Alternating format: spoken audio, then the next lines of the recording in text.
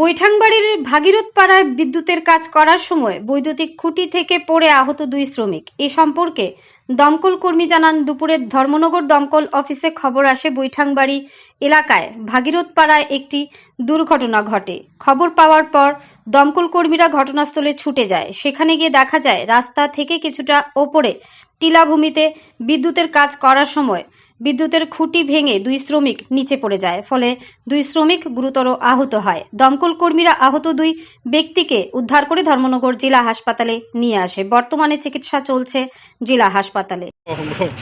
আজকে 2:30 নাগাদ ধর্মনগর বৈঠাংবাড়ি ভগীরথ পাড়া একটা ইলেকট্রিকের পোস্ট ভেঙে পড়ে গেছে।